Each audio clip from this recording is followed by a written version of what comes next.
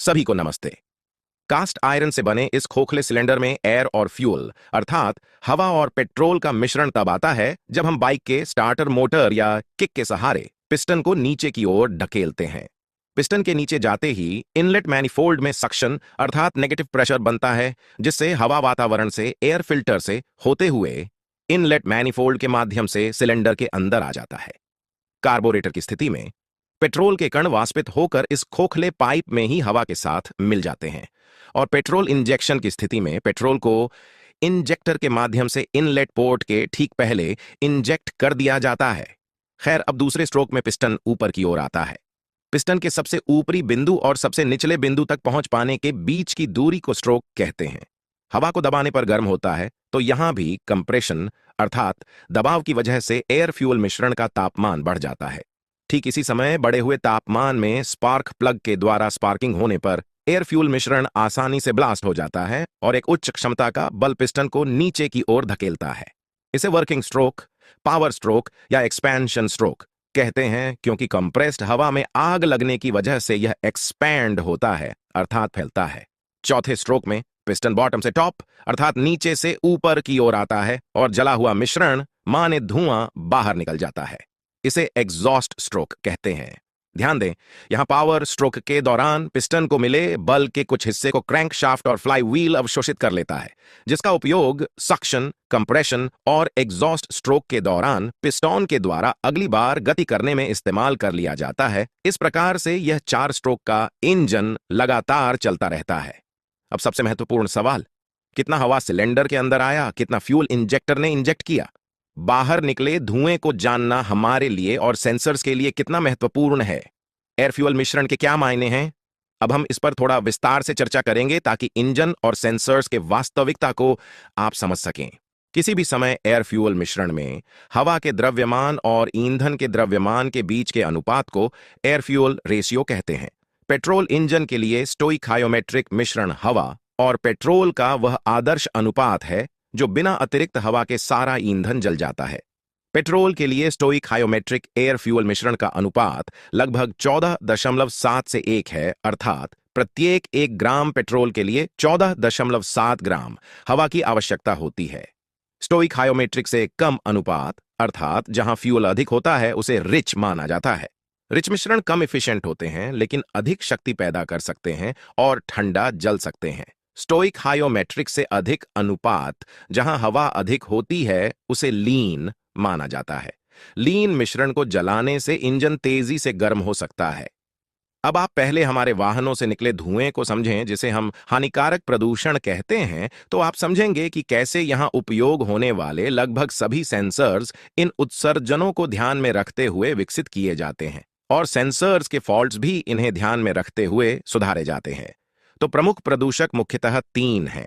सबसे पहले hydrocarbon.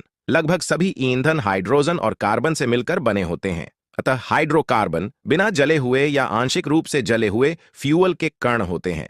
Hydrocarbon जहरीले होते हैं। स्मॉग अर्थात धुंध में हाइड्रोकार्बन का प्रमुख योगदान है, जो हमारे शहरी क्षेत्र और महानगरों में देखने को मिलती है। यह एक बड़ी समस्या है। आप इसे ऐसे समझें कि स्मॉग हमारी गाड़ियों के धुएं और कोहरे का मिश्रण होता है। कोहरा पृथ्वी की सतह पर पानी के छोटे छोटे कण को कहते हैं। हाइड्रोकार्बन के लंबे समय तक संपर्क में रहने से अस्थमा, यकृत रोग, फेफड़ों की बीमारी और कैंसर होता है। दूसरा प्रमुख प्रदूषक नाइट्रोजन के विभिन्न ऑक्साइड हैं और यह नाइट्रोजन के ऑक्साइड्स तब उत्पन्न होते हैं जब हवा में उपस्थित नाइट्रोजन उच्च तापमान पर ऑक्सीजन के साथ प्रतिक्रिया करता है और यह इंजन सिलेंडर के अंदर हाई कंप्रेशन और उच्च ताप के कारण बनता है। नाइट्रोजन ऑक्साइड्स स्मॉग अर्थात धुंध और अम्लीय वर्षा दोनों में प्रमुख भूमिका निभाता है। अम्लीय वर्षा हमारे वनों के अस्तित्व के लिए अत्यंत हानिकारक है। जब कोई इंजन अपने सबसे इफिशिएंट तापमान पर चलता है तो नाइट्रोजन ऑक्साइड्स का उत्पादन बढ़ जाता है। तीसरा महत्वपूर्ण उत्सर्जन कार्बन मोनोऑक्साइड का है। यह ईंधन के अधूरे रूप से जलने के कारण बना उत्पाद है, अर्थात इंजन सिलेंडर के अंदर ऑक्सीजन की कमी के कारण फ्यूल यानी हाइड्रोकार्बन पूरी तरह कार्बन डाइऑक्साइड नहीं बन पाता है। कार्बन मोनोऑक्साइड के सांस लेने से हमारे शरीर के भीतर रक्त द्वारा ऑक्सीजन ले जाने की क्षमता कम हो जाती है। आपको यहां ध्यान देना चाहिए कि मैंने 3 प्रदूषकों हाइड्रोकार्बन नाइट्रोजन के ऑक्साइड्स और कार्बन मोनोऑक्साइड का उल्लेख किया है, लेकिन कार्बन डाइऑक्साइड के बारे में नहीं बताया, क्योंकि हमारा लक्ष्य सिलेंडर में पर्याप्त हवा की आपूर्ति करके सिलेंडर के अंदर सभी ईंधन को कार्बन डाइऑक्साइड में बदलना है। लीन मिश्रण अधिक एफिशिएंट होते हैं, लेकिन उच्च तापमान का कारण बन सकते हैं। लीन मिश्रण फ्यूल इकोनॉमी अर्थात माइलेज में सुधार करता है, लेकिन नाइट्रोजन ऑक्साइड की मात्रा में भी तेज वृद्धि का कारण बनता है।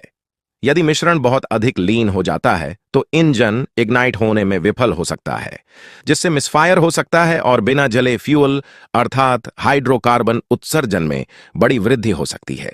लीन मिश्रण अधिक गर्म जलता है और रफ आइडल हार्ड स्टार्टिंग और इंजन बंद आदि का कारण बन सकता है। यहां तक कि कैटालिटिक कन्वर्टर को भी नुकसान पहुंचा सकता है या इंजन में वाल्व को जलाकर खराब कर सकता है। स्टोइकियोमेट्रिक से अधिक रिच मिश्रण के समय इंजन सर्वाधिक पावर बनाता है। ठंडे इंजनों को स्टार्ट करने पर आमतौर पर अधिक फ्यूल अर्थात रिच मिश्रण की आवश्यकता होती है। हालांकि रिच मिश्रण कार्बन मोनोऑक्साइड और हाइड्रोकार्बन उत्सर्जन में तेजी से वृद्धि करते हैं। अब आप एक बात पर ध्यान दें कि एयर फ्यूल मिश्रण को स्टोइकियोमेट्रिक अनुपात के पास रखने पर, जो कि पेट्रोल इंजन के लिए 14.7 से 1 का है, इस अनुपात पर कैटालिटिक कन्वर्टर अपने अधिकतम क्षमता पर काम कर पाता है। कैटालिटिक कन्वर्टर का काम तीनों प्रदूषकों को कार्बन डाइऑक्साइड, नाइट्रोजन गैस और पानी में परिवर्तित करने का काम करता है। कैटालिटिक कन्वर्टर को प्रभावी ढंग से संचालित करने के लिए लगभग 400 डिग्री सेल्सियस के तापमान की आवश्यकता होती है, इसलिए उन्हें यथासंभव इंजन के करीब रखा जाता है या एग्जॉस्ट मैनिफोल्ड के तुरंत बाद रखा जाता है।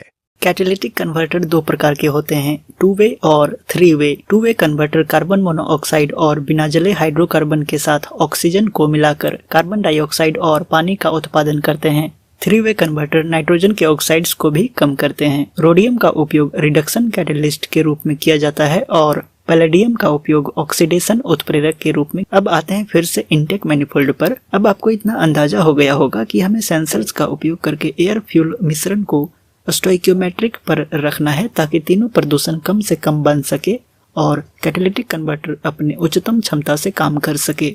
तो manifold absolute pressure sensor engine की इलेक्ट्रॉनिक कंट्रोल यूनिट को तत्कालिक मैनिफोल्ड प्रेशर की जानकारी प्रदान करता है। वायुमंडल में शुष्क हवा हल्की होती है जबकि गीली हवा भारी होती है।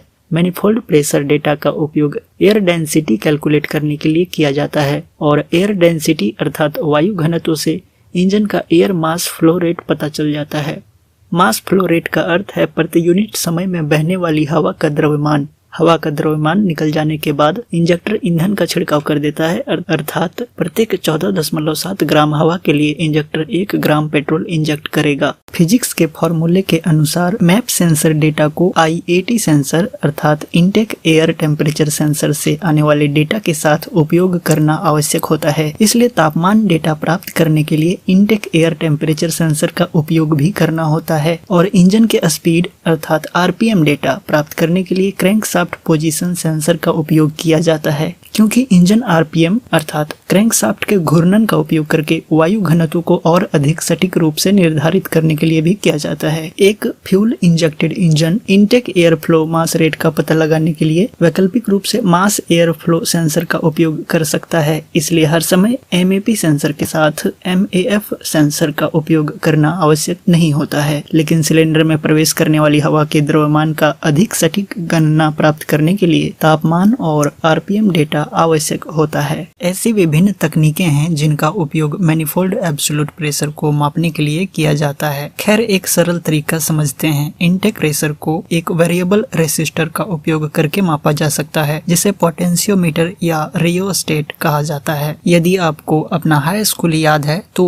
लंबाई बढ़ने के साथ कंडक्टर का प्रतिरोध बढ़ता है। अब जैसा कि यहाँ दिखाया गया है, बिंदु A वाला एक कंडक्टर कंडक्टर ECU से 5 वोल्ट DC करंट प्राप्त करता है। यहाँ स्लाइडर या वाइपर कंडक्टर के ऊपर इधर उधर स्लाइड कर सकते हैं। यदि हम वाइपर से आउटपुट वोल्टेज लेते हैं तो यहाँ इस कंडक्टर के प्रतिरोध के कारण आउटपुट वोल्टेज 5 वोल्ट से कम होगा। अब यदि हम इस वाइपर को बिंदु A से दूर सरकाते हैं तो हम देखेंगे कि वाइपर से आउटपुट वोल्टेज पिछले वाले की स्थिति से बहुत कम होगा, क्योंकि करंट ले जाने वाले कंडक्टर भाग की लंबाई बढ़ गई है और इसलिए प्रतिरोध बढ़ गया है। यह वाइपर एक डायाफ्राम से जुड़ा होता है और डायाफ्राम को इनलेट मैनिफोल्ड एयर द्वारा धक्का दिया जाता है। वाइपर से आउटपुट इनटेक मैनिफोल्ड प्रेशर का सिग्नल वोल्टेज है। तो यह एक सरल सिद्धांत है जिसका उपयोग विभिन्न प्रकार के MAP सेंसर बनाने के लिए किया जाता है। अब यहाँ कंडक्टर के लिए उपयोग की जाने वाली सामग्री सेमीकंडक्टर्स या प्लेटिनम या कुछ कंडक्टिव प्लास्टिक्स के बने होते हैं। आमतौर पर थ्रोटल पोजीशन सेंसर द्वारा थ्रोटल एंगल को मापने के लिए ऐसे ही सिद्धांत का उपयोग किया जाता है। यहाँ वाइपर सीधे बटरफ्लाई शाफ्ट से जुड़ा होता है जो एक गोलाकार प्रतिरोधक पट्टी पर स्लाइड करता है। अब यहाँ देखिए, जब आप एक्सेलरेटर लेते हैं तो इस बटरफ्लाई वाल्व को एक्सेलरेटर वायर की मदद से घुमाते हैं ताकि सिलेंडर में जाने वाली हवा को नियंत्रित किया जा सके। सेंसर आमतौर पर बटरफ्लाई वाल्व पर स्थित होता है ताकि यह सीधे एक्सेलेरेटर की स्थिति की निगरानी कर सके। थ्रोटल पोजीशन सेंसर की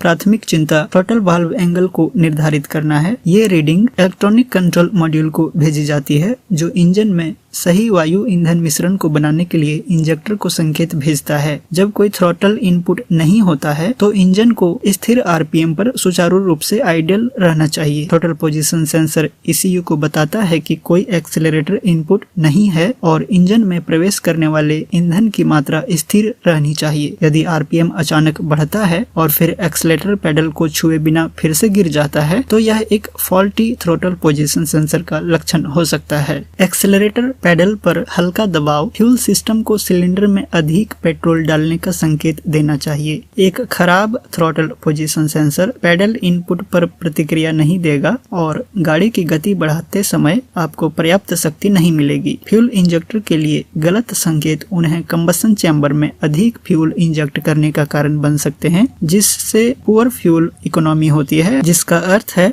कम माइलेज। अब इस तापमान सेंसर को देखिए। तापमान के सिग्नल के लिए सामान्यतः थर्मिस्टर्स का उपयोग किया जाता है। यह पाउडर्ड मेटल ऑक्साइड का बना होता है। थर्मिस्टर का प्रतिरोध तापमान पर निर्भर करता है। ये 2 प्रकार के होते हैं। NTC थर्मिस्टर्स का प्रतिरोध उच्च तापमान पर कम होता है, जबकि PTC थर्मिस्टर्स में तापमान बढ़ने के साथ प्रतिरोध में भी बढ़ोतरी होती है। तो यह एक तार से ECU से 5 वोल्ट लगातार प्राप्त करता है। अब तापमान परिवर्तन के कारण इस जंक्शन बिंदु का प्रतिरोध में परिवर्तन होता है। परिणाम स्वरूप सिग्नल के तौर पर कम वोल्टेज ECU में वापस जाता है। अब आप देखिए, इन तीनों सेंसर में 5 वोल्ट का इनपुट है और ये एक ही स्थान पर स्थित हैं। इसलिए इन तीनों तार को एक साथ जोड़कर कॉमन किया जा सकता है। यह तारों की संख्या को घटाने के लिए अच्छा है। ग्राउंड वायर के लिए भी ऐसा किया जा सकता है। तो आपको कोई भ्रम नहीं होना चाहिए कि क्यों अलग अलग मैन्युफैक्चरर या अलग अलग मॉडल की गाड़ियों में तारों की संख्या अलग अलग हो सकती है। अब जैसा कि हम पहले बात कर चुके हैं, कोल्ड स्टार्ट अर्थात ठंडा बंद पड़े इंजन को स्टार्ट करने के लिए इंजेक्टर रिच फ्यूल अर्थात अधिक फ्यूल इंजेक्ट करता है। दूसरे शब्दों में ECU द्वारा इंजेक्टर को अधिक वोल्टेज सप्लाई करना पड़ता है, पर एक बार इंजन गर्म हो जाने के बाद ECU द्वारा इंजेक्टर को कम वोल्टेज सप्लाई देना चाहिए ताकि इंजेक्ट किए जाने वाले फ्यूल को कम किया जा सके। तो ECU को लगातार इंजन के तापमान की जानकारी चाहिए। इसके लिए एक दूसरा टेम्परेचर सेंसर आवश्यक है। चूंकि इंजन ऑयल लगातार कंबसन चैम्बर के संपर्क में आता रहता है, इसलिए इंजन ऑयल के तापमान को इंजन के तापमान के रूप में लिया जा सकता है। 4 व्हीलर की स्थिति में इंजन तापमान के लिए कंबसन चैम्बर के संपर्क में घूम रहे कूलिंग वाटर के तापमान के रूप में भी लिया जा सकता है। अब आप यह समझ सकते हैं कि इंजन ऑयल टेम्परेचर सेंसर अर्थात EOT या इंजन कूलेंट टेम्परेचर सेंसर अर्थात ECT के खराब होने से ECU द्वारा इंजेक्टर को सही समय पर सही वोल्टेज अर्थात सिग्नल नहीं भेजा जाएगा तो बंद पड़े इंजन को स्टार्ट करने में समस्या हो सकती है या लंबे समय तक रिच फ्यूल के इंजेक्ट होने से माइलेज संबंधी समस्या भी हो सकती है। और पॉल्यूशन पर बात तो हमने पहले ही कर लिया है। आइए अब ऑक्सीजन सेंसर को समझते हैं, जिसे लैम्बडा सेंसर भी कहा जाता है। ऑक्सीजन सेंसर यह निर्धारित करने में मदद करता है कि कंबसन चैम्बर में जो एयर फ्यूल मिक्सचर जलकर अभी बाहर आया वह मिक्सचर रिच था या लीन। जला हुआ धुआं का उपयोग कर ऑक्सीजन सेंसर आसानी से इस बात की पुष्टि कर सकता है। चूँकि रिच और लीन दोनों ही मिश्रण ज्यादा प्रदूषण बनाने के साथ साथ माइलेज और पावर फ्लक्चुएशन जैसी समस्याएं उत्पन्न करते हैं और हमें स्टोइकियोमेट्रिक एयर फ्यूल अनुपात चाहिए ताकि कैटालिटिक कन्वर्टर अपनी क्षमता से काम कर सके। तो मिश्रण जलने से पहले रिच था या लीन, यह बात ECU को पता चलने पर ECU द्वारा फ्यूल इंजेक्टर को फ्यूल इंजेक्शन में सुधार कर स्टोइकियोमेट्रिक मिश्रण के अनुपात के मात्रा के बराबर का फ्यूल इंजेक्शन करने का सिग्नल वोल्टेज भेजा जाएगा। खैर अब सेंसर को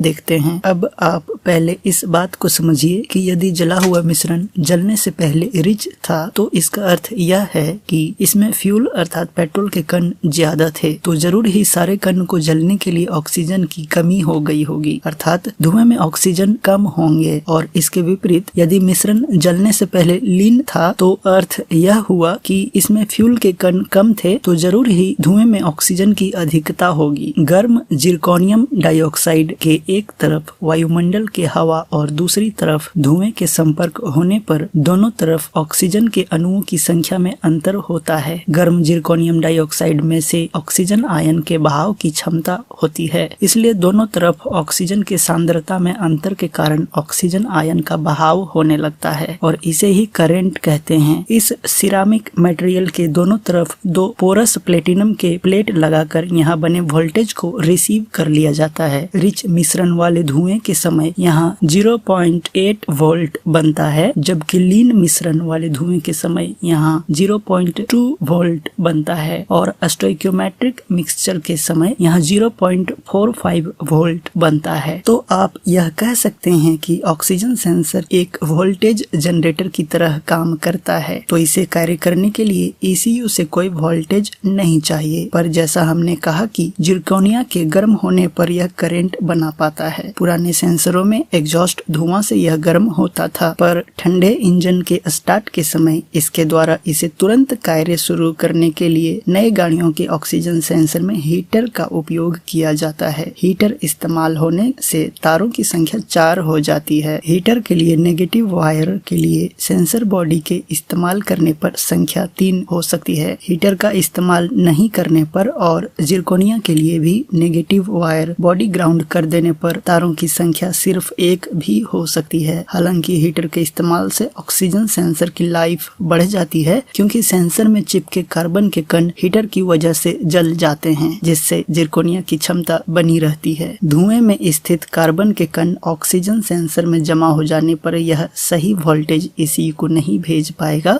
जिसके परिणाम में ECU द्वारा इंजेक्टर को सही सिग्नल नहीं भेजा जा सकेगा। किसी भी सेंसरों द्वारा ECU को सिग्नल नहीं भेजने पर गाड़ियों में इंजन चेक लाइट का जलना, स्टार्ट होने में समस्या और पिकअप जैसी प्रॉब्लम कॉमन सी बात होती है। गाड़ियों के स्टार्ट होने के लिए CKP अर्थात क्रैंकशाफ्ट पोजीशन सेंसर पहली भूमिका निभाता है, पर कैसे आइए समझते हैं। यहाँ इस रोटर पर बने टीथ सेंसर के अंदर के मैग्नेटिक फील्ड को काटता है। क्रैंकशाफ्ट के एक घूर्णन अर्थात 360 डिग्री में जितनी बार टीथ सेंसर के नजदीक से गुजरेंगे, उससे क्रैंकशाफ्ट के रोटेशनल पोजीशन या रोटेशनल स्पीड का पता चलेगा, अर्थात इंजन RPM की जानकारी, जो कि MAP सेंसर डेटा के साथ मिलकर इनटेक एयर के द्रव्यमान की जानकारी के लिए आवश्यक होती है। अब टीथ के इस गैप को देखिए। यह गैप सेंसर से होकर तब गुजरता है जब पिस्टन टॉप डेड सेंटर पर होता है। कंप्रेशन स्ट्रोक के दौरान पिस्टन के टॉप डेड सेंटर के नजदीक पहुंचते ही स्पार्क प्लग को स्पार्क करना चाहिए। दूसरे शब्दों में कहें तो जब पिस्टन